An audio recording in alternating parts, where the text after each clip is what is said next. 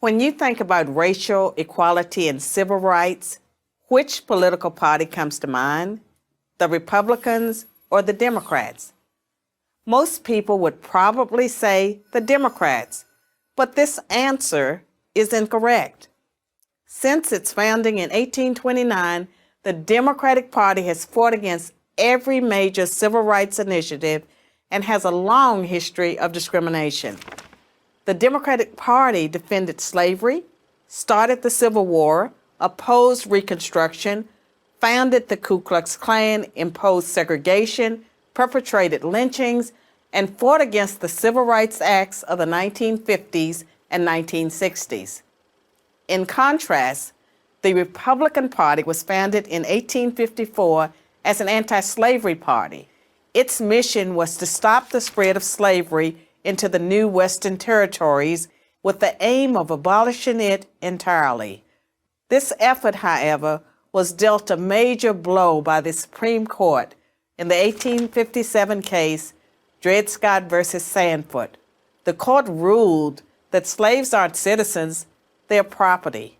The 7 justices who voted in favor of slavery, all Democrats. The 2 justices who dissented, both Republicans. The slavery question was, of course, ultimately resolved by a bloody civil war.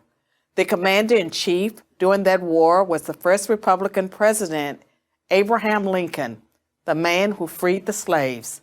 6 days after the Confederate Army surrendered, John Wilkes Booth, a Democrat, assassinated President Lincoln. Lincoln's vice president, a Democrat named Andrew Johnson, assumed the presidency.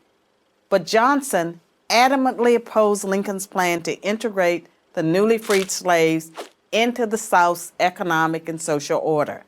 Johnson and the Democratic Party were unified in their opposition to the 13th Amendment, which abolished slavery, the 14th Amendment, which gave blacks citizenship, and the 15th Amendment, which gave blacks the vote.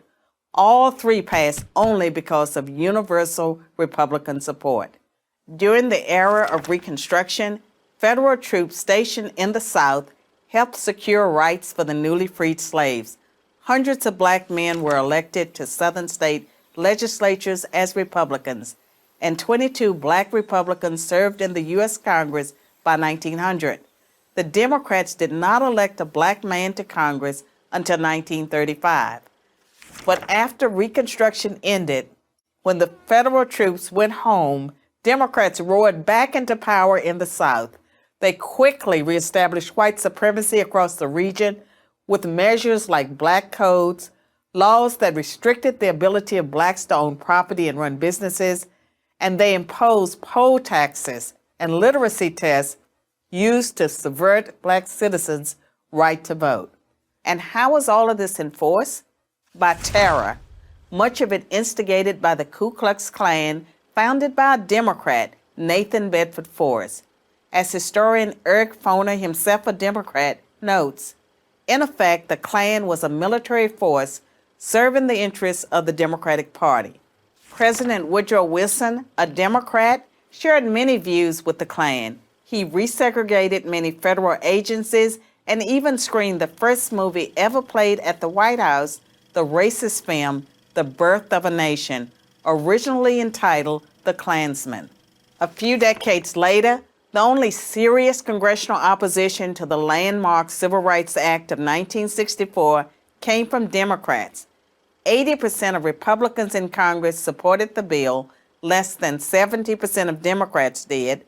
Democratic senators filibustered the bill for 75 days until Republicans mustered the few extra votes needed to break the logjam. And when all of their efforts to enslave blacks, keep them enslaved, and then keep them from voting had failed, the Democrats came up with a new strategy.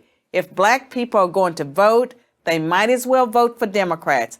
As President Lyndon Johnson was purported to have said about the Civil Rights Act, I'll have them voting Democrat for 200 years. So now, the Democratic Party prospers on the votes of the very people it has spent much of its history oppressing. Democrats falsely claim that the Republican Party is the villain when in reality, it's the failed policies of the Democratic Party that have kept blacks down. Massive government welfare has decimated the black family. Opposition to school choice has kept them trapped in failing schools. Politically correct policing has left black neighborhoods defenseless against violent crime. So when you think about racial equality and civil rights, which political party should come to mind? I'm Carol Swain, professor of political science and law at Vanderbilt University for Prager University.